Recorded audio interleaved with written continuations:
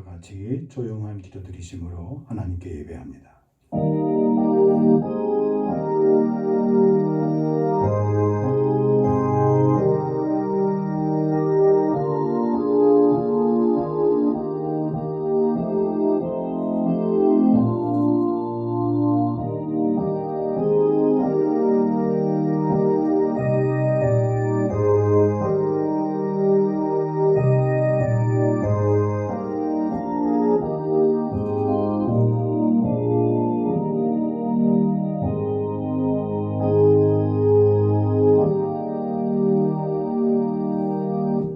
나의 영혼이 잠잠히 하나님만 바라며 나의 구원이 그에게서 나오는도다.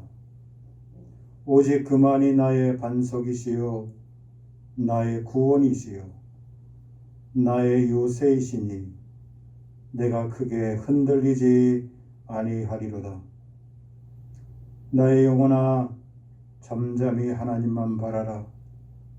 물은 나의 소망이 그로부터 나오는도다. 오직 그만이 나의 반석이시요 나의 구원이시요 나의 요새이시니 내가 흔들리지 아니하리로다. 나의 구원과 영광이 하나님께 있으며 내 힘의 반석과 피난처도 하나님께 있도다. 하나님 아버지 은혜와 사랑을 감사합니다. 주님 부활하셔서 부활의 신앙으로 한 주간 승리케 하시고 오늘 부활의 정인된 사명을 감당코자 예배하게 하시니 감사합니다. 마음과 뜻과 생각과 우리의 인생을 다 모아서 하나님 앞에 예배하오니 하나님 받으시며 예비하시고 마련해 두신 주의 영광스러운 은혜와 축복을 주님 이 시간 저희들에게 허락하여 주옵소서. 주 예수 그리스도의 귀하신 이름 받들어 간절히 기도하옵나이다. 아멘.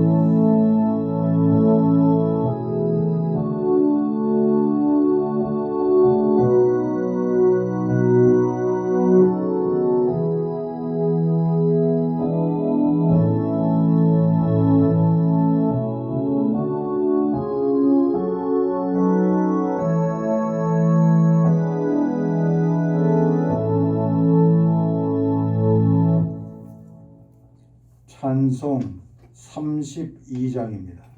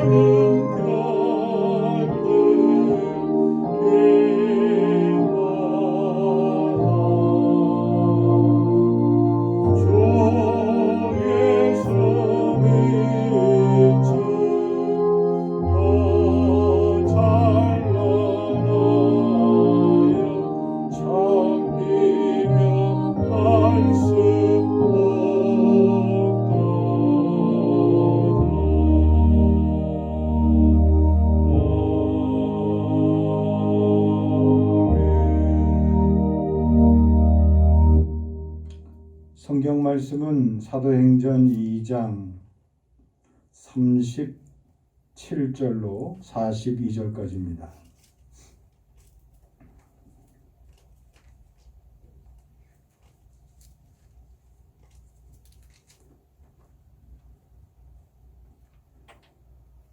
그들이 이 말을 듣고 마음에 찔려 베드로와 다른 사도들에게 물어 이르되 형제들아 우리가 어찌할꼬 하거늘 베드로가 이르되 너희가 회개하여 각각 예수 그리스도의 이름으로 세례를 받고 죄 사함을 받으라.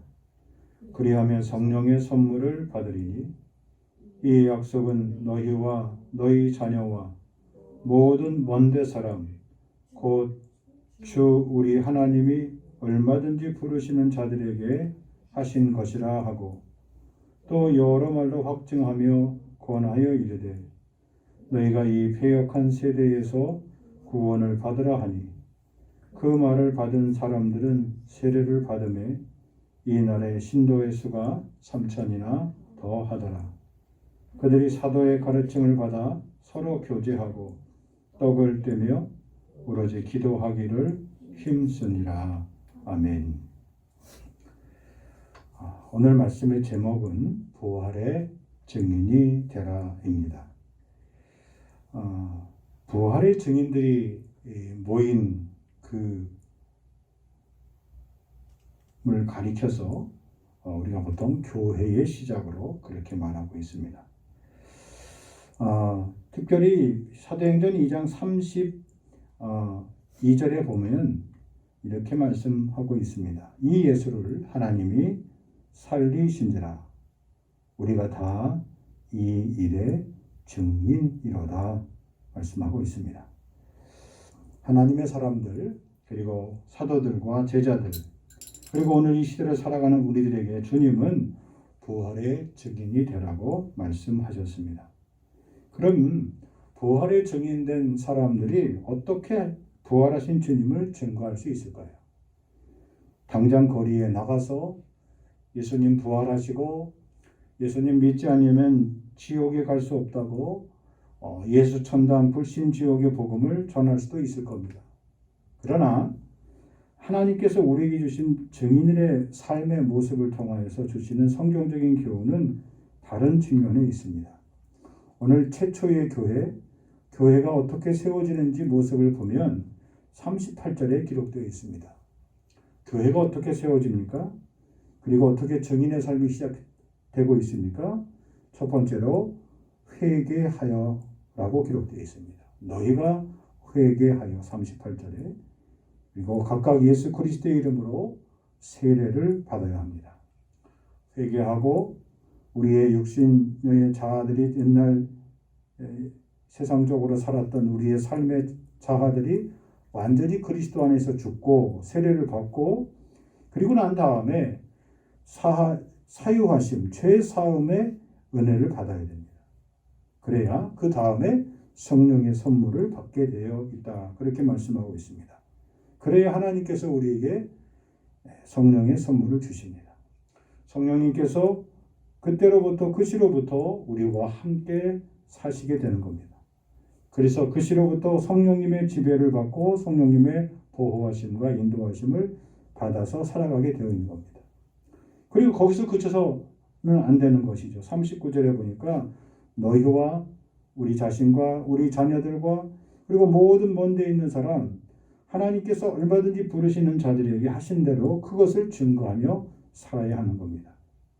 그래서 그 증거하는 삶을 살게 되었는데 그 증거자의 삶을 살기 위해서 42절에 보니까 사도의 가르침을 받아서 교제하고 떡을 떼며 오로지 뭐를 하기를 힘썼다 그랬습니까? 기도하기를 힘썼다 그랬습니다. 교회의 생활, 신앙생활의 핵심이 무엇이냐? 기도 생활이에요. 기도에 힘쓰는 생활입니다. 부활의 증인된 첫 번째 증거자의 삶이 무엇입니까? 기도하는 삶, 기도하는 일에 전심전력을 다했다는 겁니다. 후에 교회가 세워지고 예루살렘 교회의 여러 가지 구제하는 일 가운데 빠지는 사람이 생기고 또 교회 내적으로 많은 사람들이 모여 있는데 교회를 운영하고 교회를 관리하는 일에 여러 가지 실수가 있을 수 있었어요. 그러자 사도들이 다시 고백하며 모여서 집사를 뽑고 7 집사를 뽑고 난 다음에 그들이 한 고백이 무엇입니까? 우리는 기도하는 것과 말씀 전하는 일에 힘쓰겠다, 전무하겠다 그렇게 선포했습니다. 다시 기도로 돌아가게 된 것이죠. 그래서 부활이 증인된 삶 가운데서 가장 확실한 것, 부활신앙의 가장 중요한 증거가 무엇입니까? 기도하는 사람들이에요. 교회는 기도하는 사람들로 이루어지는 거예요. 교회가 세워지고 교회가 든든히 하나님 앞에 부름받고 쓰임받을 수 있는 것은 무엇으로 쓰임받습니까? 기도하는 거예요. 평생 동안 5만 번의 기도 응답을 받았던 조지 뮬러의 생애가 유명합니다. 원래 원 이름은 게오르그 뮬러라는 사람이에요. 독일 사람입니다. 그런데 이 사람이 회심을 하고 그리고 선교사로 영국에 파송이 되어서 그의 사역을 하게 되는데 그 사역이 무엇이냐면 그 시대의 18세기, 19세기 영국 사회에 버려졌던 부모로부터 돌봄을 받지 못하는 어린 아이들이었습니다. 영국 사회가 한참 산업혁명을 통하여서 발전하고 그리고 사회가 굉장히 세계적으로 영국의 힘을 떨치는 그런 시기였지만 그와 비례해서 상대적으로 사회에 부모로부터 버림받은 아이들이 있었습니다. 사회로부터 교육받지 못하고 돌봄을 받지 못하는 아이들이 있었습니다. 게오르그 뮬러는 이들이 잠재적으로 이 사회, 이 영국 사회의 큰 위험 요소라고 직감하게 됐어요. 부모로부터 따뜻하게 돌봄을 받지 못한 이 아이들이 그냥 이대로 자란다는 것은 이들이 자란다면 엄청난 사회에 소용들을 일으킬 수 있는 잠재적인 악으로 보게 된 거예요. 그래서 그 아이들을 돌보는 그런 사명을 갖게 돼요. 그리고 하나님 앞에 뮬러가 기도하기 시작했습니다. 그래서 구체적으로 기도했어요. 하나님, 내가 이 어린 아이들을, 버려진 아이들을 섬길 수 있도록 하나님 필요한 것들을 주십시오. 그런데 게오르그 뮬러는 한 번도 이 문제를 사회적으로 이슈화해서 영국 사회에 가서 도움을 청하거나 나라로부터 어떤 도움을 얻거나 나라로부터 어떤 땅을 얻거나 건물을 부여받거나 그리고 후원자를 받거나 그런 일을 절대로 개인적으로 도움을 받지 않았습니다. 게오르그 뮬러는, 조지 뮬러는 하나부터 10까지 철저하게 하나님께 맡기고 하나님께 기도하면서 이 일을 시작했습니다. 그의 일기를 보면 그 내용이 절차적으로 아주 자세하게 나와 있습니다. 하나님이 그의 기도를 들으셔서 땅도 주셨어요. 건물도 주셨어요. 함께 동역할 일꾼도 주셨어요.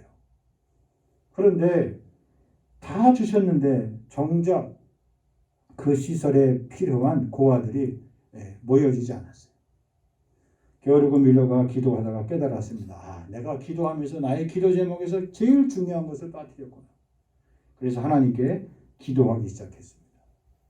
하나님, 이 시설에서 정말 믿음으로 잘 양육하고 이 사회에 필요한 일꾼들을 키울 수 있는 그런 버려진 고아들을 보내주십시오. 그의 기도가 끝나기가 무섭게 곧바로 한 명의 고아가 왔어요. 그 다음날 수십 명의 고아들이 왔어요. 3개월이 지나서 수백 명이 왔어요. 6개월이 지나자 그곳에 다 수용할 수 없어서 또 다른 시설을 마련하게 되었어요. 1년이 지나자 더 그 시설이 늘어나게 되었어요.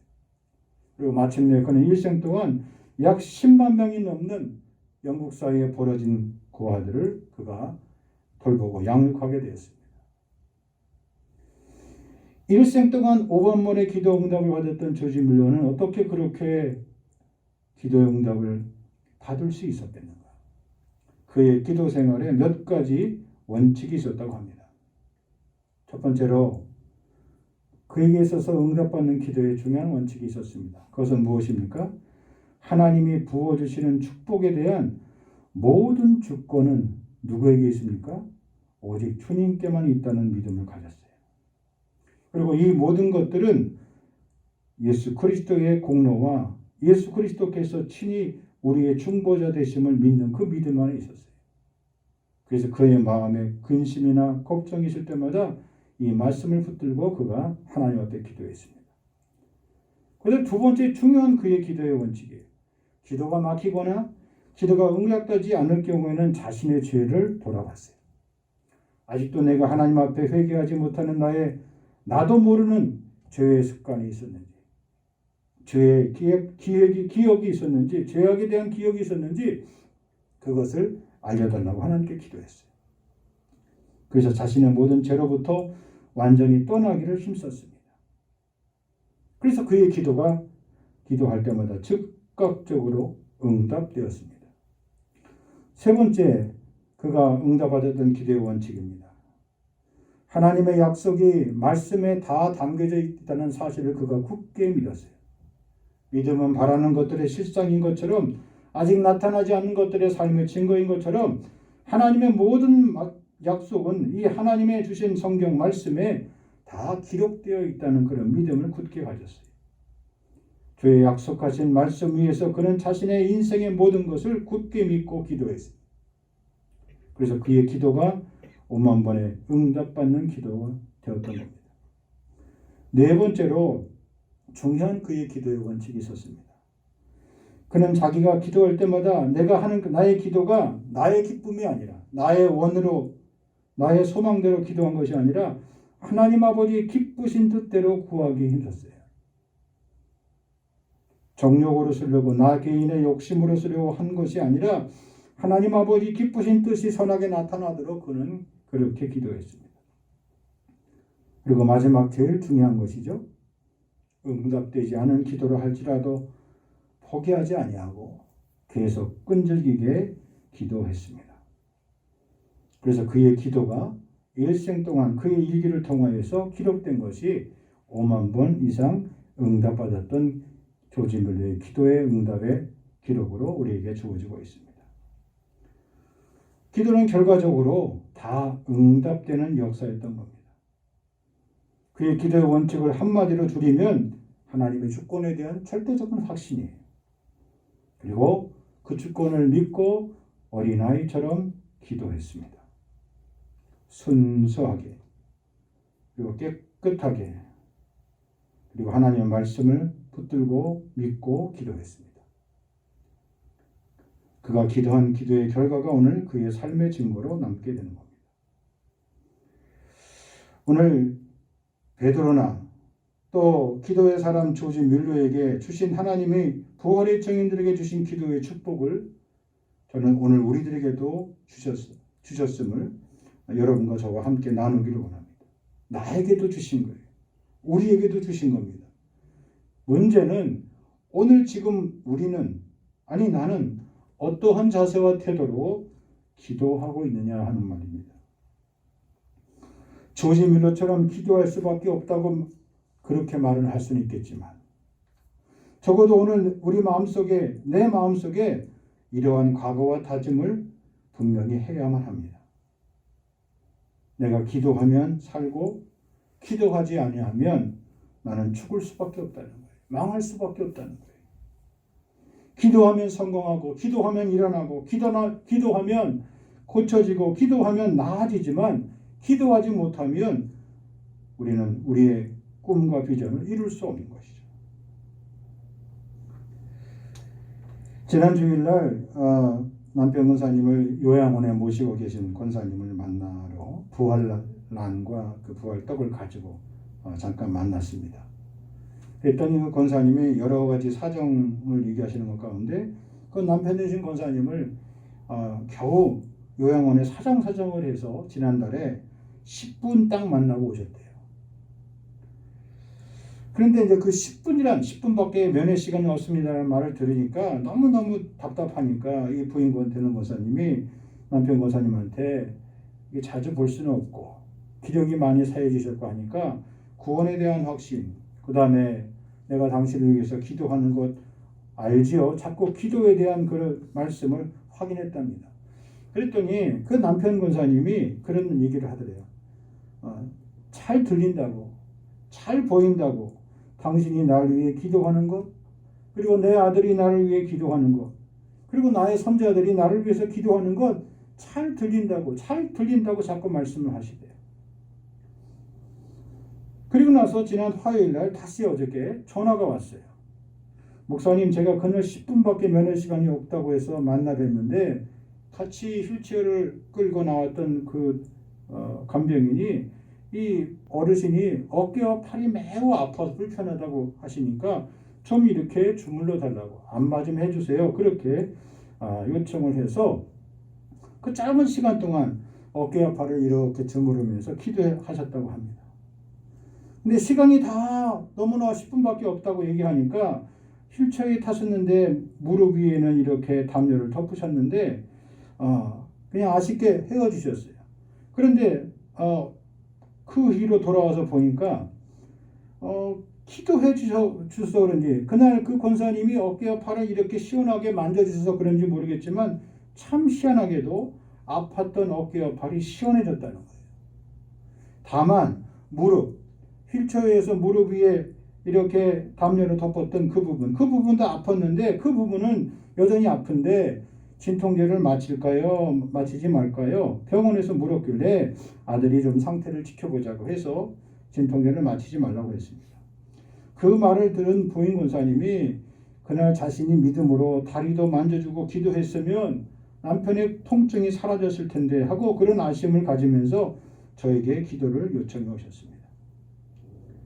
자, 여러분, 우리가 기도에 여러 가지 단계가 있고 기도에 여러 가지 과정이 있고 절차가 다 있지만 한 가지 공통적으로 하나님이 우리의 기도를 즉각 들어주시는 기도의 응답의 원칙이 여기서 드러나게 되죠. 그것은 무엇입니까?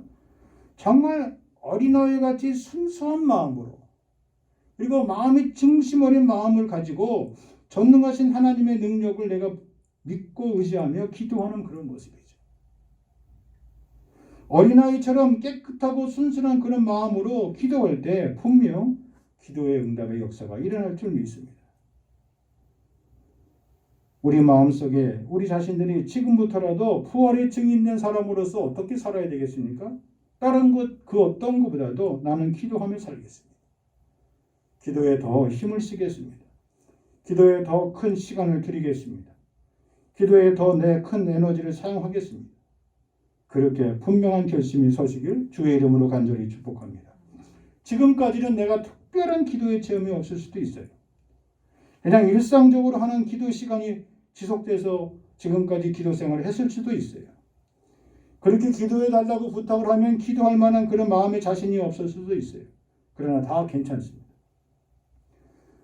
그런 나에게 성령께서 나를 긍휼히 여겨달라고, 기도 응답이 별로 없었던 나의 인생을 주님께서 불쌍히 여겨달라고 기도하실 수 있길 바랍니다. 그러기 위해서 혼자 기도하기가 참 쉽지가 않아요.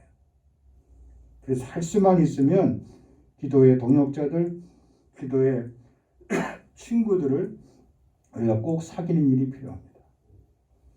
사람은 사회적인 동물이라서 사람들이 여럿이 모이면 그 모임을 자꾸 조직해요.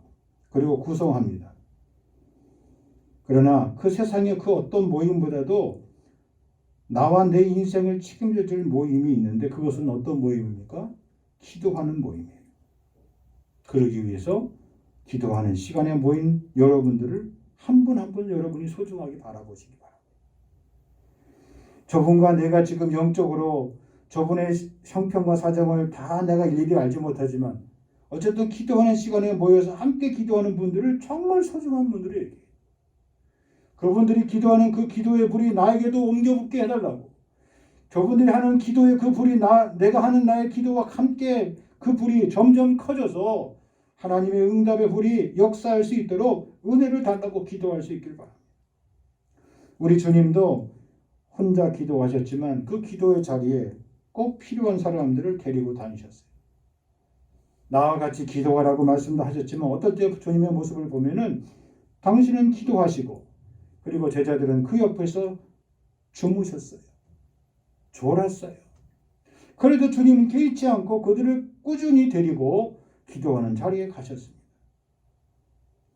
결국 주님이 기도하셨던 그 모습을 지켜봤던 그들이 부활하신 주님을 다시 만나고 난 다음에 주님처럼 기도하는 자리에 그들이 나아가게 된 거예요.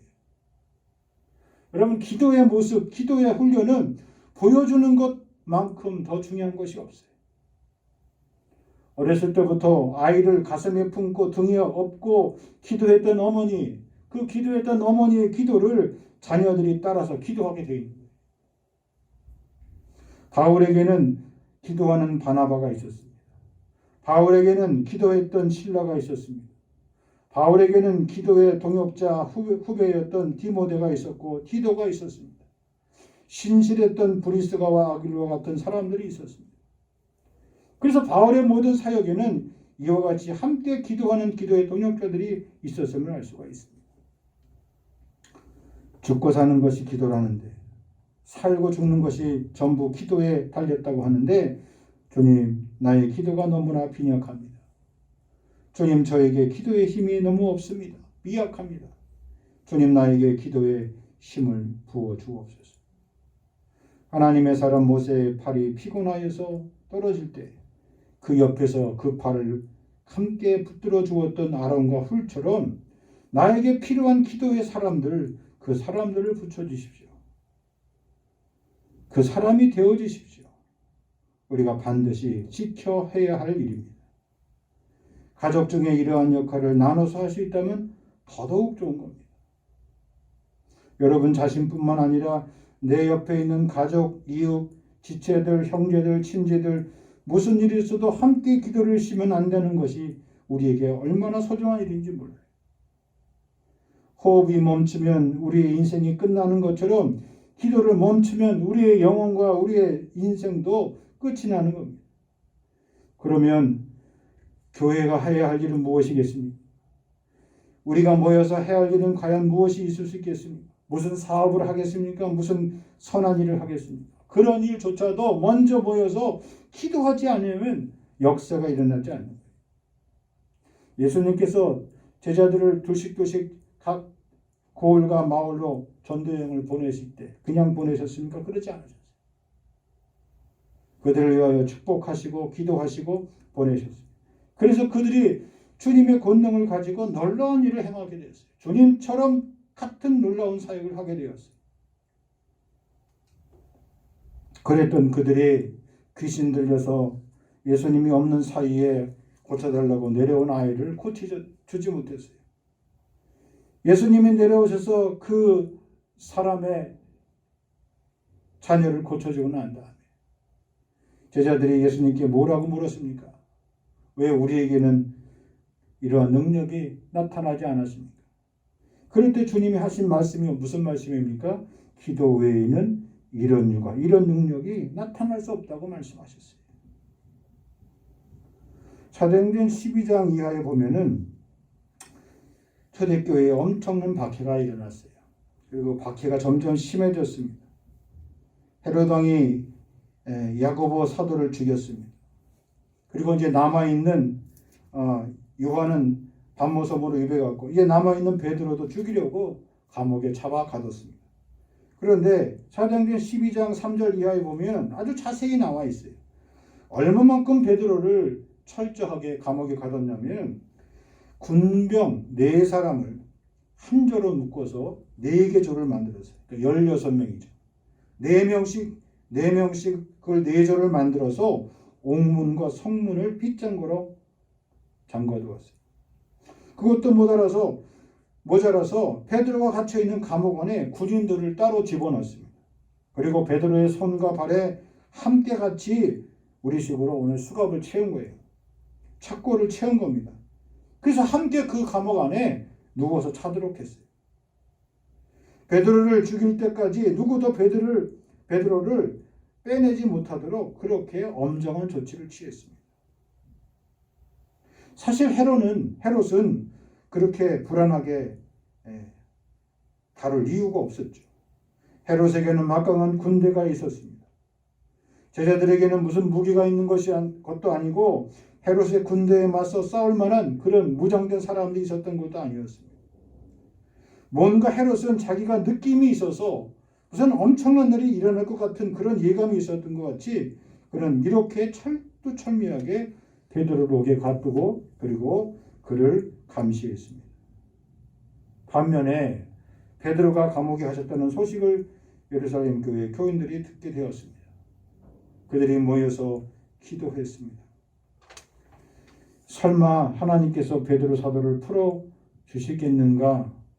아마 반신반의하면서 기도했겠지요. 그런데 놀라운 일이 일어났습니다.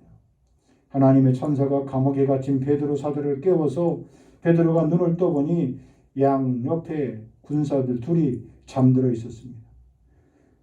스스로 착고가 다 풀렸습니다. 천사가 따라오라는 대로 지시하심을 따라서 성 밖으로 나왔는데 아무도 베드로를 알아보거나 붙잡지 못했습니다. 그래서야 정신을 바짝 차린 베드로는 자신이 나선 길을 따라서 가보니 기도하는 교인들이 있는 다락방에 이르게 되었습니다. 그가 밖에서 문을 두드리자 로데라는 어린 여종이 나왔다가 깜짝 놀랍니다. 들은 목소리가 베드로 사도의 목소리였어요. 얼마나 놀랐는지 문을 열어주지도 않고 다락방 안으로 기도하는 사람들에게 달려갔습니다. 그리고 말합니다. 사도 베드로가 지금 문 밖에 와 계시다고 전합니다. 그러자 베드로가 풀려나게 해달라고 그토록 열심히 기도하던 사람들이 로데에게, 어린 여종에게 뭐라고 말했습니까? 내가 미쳤구나. 네가 지금 제정신이 아닌 거구나. 헛것을 본 것 모양이다. 귀신을 본 모양이구나. 그렇게 말했습니다. 여러분, 여기 모인 성도들이 열심히 기도했지만 그들 마음속에 설마 하나님께서 감옥에 갇혀있는 사도 베드로를 풀어주시겠는가? 아마 반신반의하며 그렇게 의심하며 기도했을 겁니다. 그런데 도대체 믿음 없어 보이는 그런 기도를 하나님이 들어주셨다는 겁니다. 믿음이 없으면 베드로가 풀려날 거라는 믿음도 생기지 않는 겁니다. 이미 사도 야고보는 목배임을 당해서 죽었습니다. 그리고 날이 밝으면 곧 베드로도 죽게 될 것입니다. 도무지 믿어지지 않는 상황이고 믿을 수 없는 그런 조건이었습니다. 그럼에도 불구하고 초대교회 성도들은 기도했습니다. 계속 기도한 것입니다. 전에 기도하던 대로 계속 기도했던 겁니다. 그들이 지켰던 기도의 시간을 지키고 계속 기도한 것이었습니다. 단지 주님의 은혜와 주님의 긍휼을 바라보며 그들은 믿음을 가지고 기도했습니다. 적어도 주님이 부활하시기 전에 자신들에게 주셨던 말씀, 볼지어다 내가 세상 끝날까지 너희와 항상 함께 하시려는 그 약속의 말씀을 믿었기에 그들은 기도할 수 있었습니다. 베드로가 풀려날 것이라는 믿음은 비록 아니었지만 적어도 주님이 세상 끝날까지 너희와 항상 함께 하신다는 약속의 말씀을 그들은 포기하지 않고 믿었기에 기도의 자리에 나아갈 수 있었던 겁니다. 하나님은 그들의 모습을 보시고 그들의 형편을 보시고 놀라운 기적의 역사를 일으켜 주신 겁니다. 그럼 여러분 마음속에 기도는 해야겠는데 그런데 기도할 만한 마음속에 믿음이 생기지 않는다고 기도해도 과연 응답될까 확신이 없고 체험이 없어서 또 나를 위해 기도해 주는 사람들이 없는 것 같아서 기도할 마음이 드시지 않는다면 어쩌하시겠습니까? 그래도 우리는 기도의 자리를 지켜낼 수 있어야만 합니다. 여기 초대교회 성도들처럼 세상 끝날까지 항상 너희와 함께 하시겠다는 주님의 약속의 말씀을 바라보는 그 믿음의 자리, 그 기도의 자리를 지켜낼 수 있어야만 합니다. 이스라엘 백성이 포로로 잡혀갔을 때 함께 갔던 다니엘과 세 친구의 사연을 우리가 잘 압니다.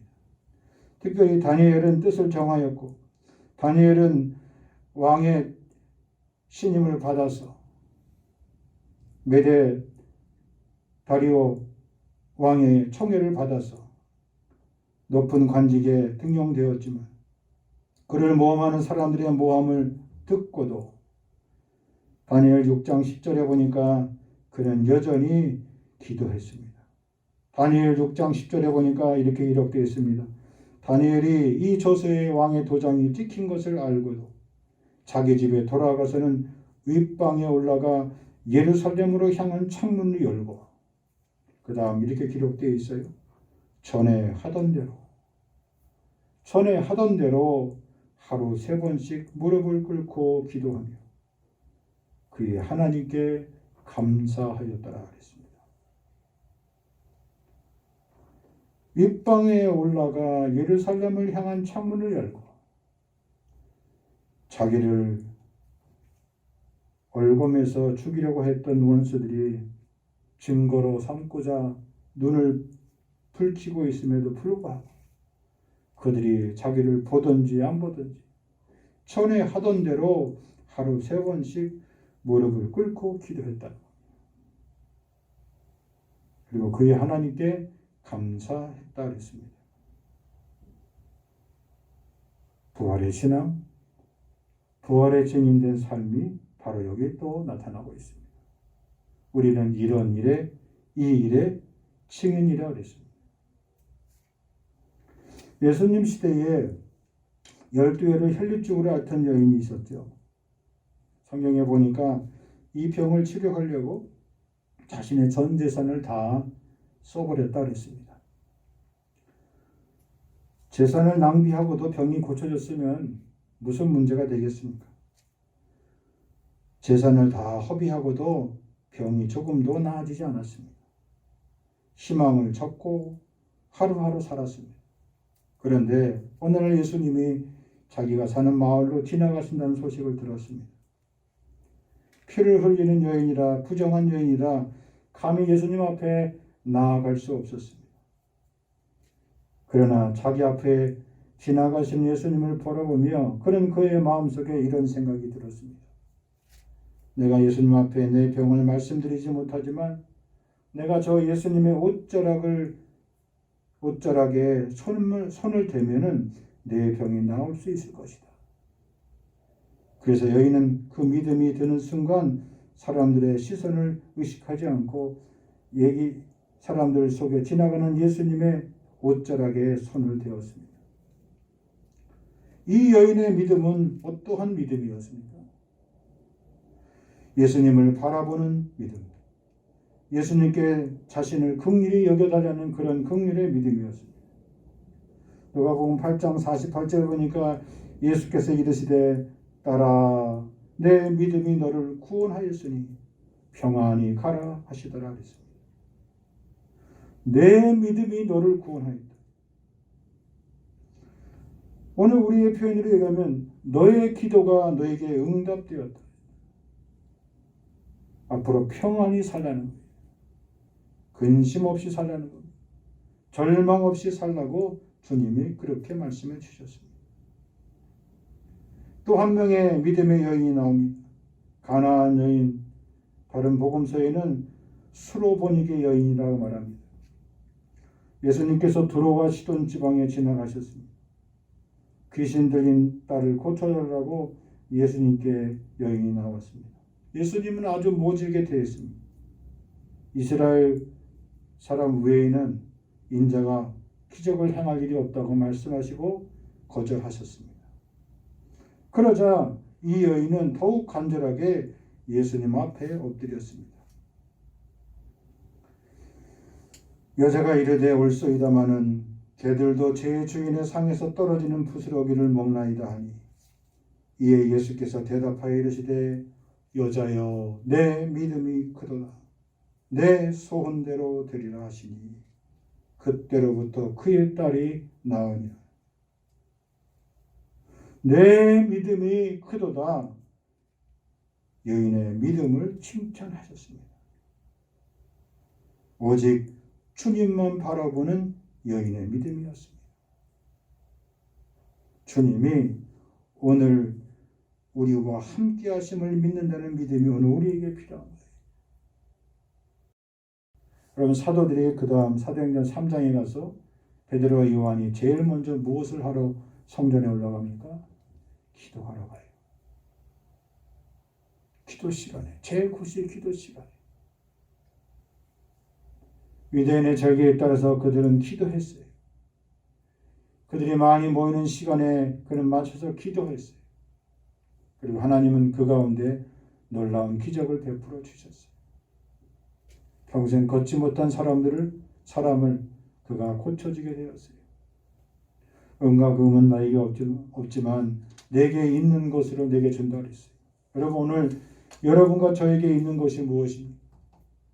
부활의 신앙을 믿는 우리들에게 내게 있는 것이 무엇입니까? 세상 사람들이 없는 억만금입니다. 세상 사람들이 없는 명예와 권력입니다. 내가 예수 믿고 하나님의 백성이 되고 부활의 증인이 되고 부활 신앙을 품은 사람으로서 세상 사람들에게 내게 있는 것으로 내게 준다고 말할 수 있는 내게 있는 것이 무엇이 있을 수 있겠어요? 내게 있는 것은 다른 것이 아니라 기도하는 그의 삶이에요. 기도할 때 하나님이 우리에게 주신 능력과 확신과 평안이에요. 삶에 대한 희망이요, 앞날에 대한 장래의 영광이에요.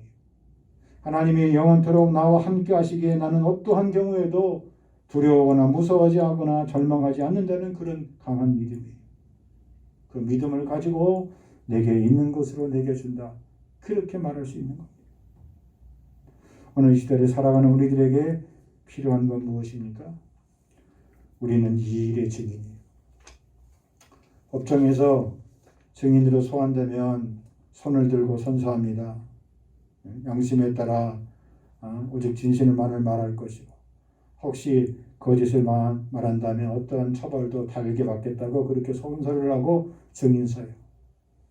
세상 법정에도 우리가 그렇게 서는데 부활에 증인된 우리들이 여기 처음 교회 성도들처럼 세상 사람들을 향하여 그렇게 증인된 삶을 살 수 있길 바랍니다. 하나님의 말씀에 따라 양심에 거리낌 없이 하나님 말씀과 명령에 따라 진실만을 말하며 주의 사랑만을 증거하며 살기를 선서합니다. 부활의 아침에 일생 동안 5만 번의 기도 응답을 받았던 게오르고 밀로처럼 하나님의 말씀이 모두 믿어지고 하나님의 말씀이 우리의 삶을 통하여서 확인되는 그런 믿음의 증인된 역사, 부활 증인된 역사, 그 증인된 역사의 한 페이지를 장식할 수 있는 저와 여러분들의 복된 인생이 다 되시길 주의 이름으로 간절히 축복합니다. 아버지 감사합니다. 우리는 다 이 일에 증인됨을 믿습니다. 하나님 아버지, 성령의 선물 받아서 하나님이 얼마든지 부르시는 자들에게 말씀하신 대로 여러 세대에게 이 복음의 부활 신앙을 확증하며 전할 수 있는 저희 모두가 다 되게 하여 주옵소서. 예수님의 이름으로 간절히 기도하옵나이다. 아멘. 찬송 502장 부르시면서 봉헌합니다.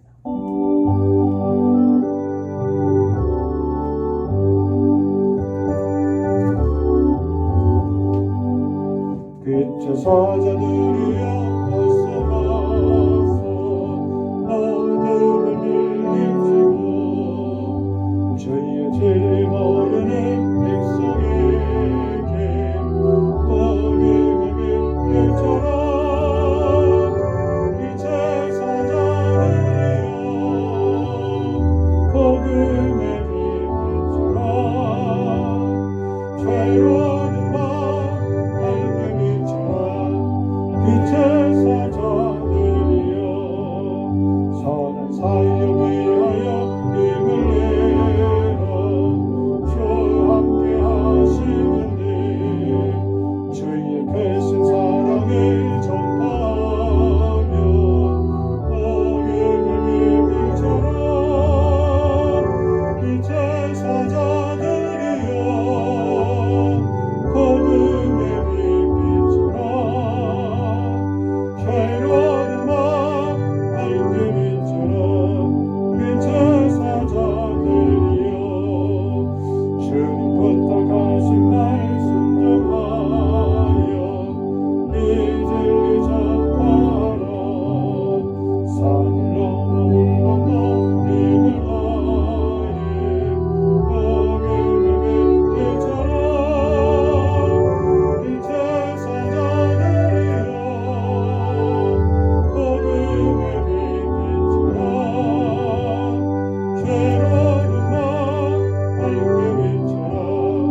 일체 사자들이여 동서남북어디나 땅끝까지 주님 나를 지하고 눈나는 아파는 백성에게 복음을 외쳐라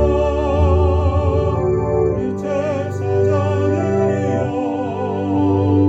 복음의 빛 비춰라 죄로님과 함께 비춰라 일체 사자들이여 복음의 증인된 우리들 귀한 주님 나라 사역을 위하여 10일과 감사와 부활 헌금과 선교 헌금과 주일 예물로 드립니다. 하나님이 모든 것 받으시며 주님 나라에 요긴한 모퉁이들과 같이 쓰임받을 수 있는 귀한 헌물 되게 하시며 저들 이름도 저들 인생도 그렇게 빛내고 값진 인생으로 주님 사용하여 주옵소서. 이제는 부활 생명 되시는 주 예수 그리스도의 은혜와 아버지 하나님의 크신 사랑하심과 성령의 교통하심이 오늘도 예배하는 심령 위에 길이 함께하여 주시옵기만을 간절히 축원하옵나이다. 아멘.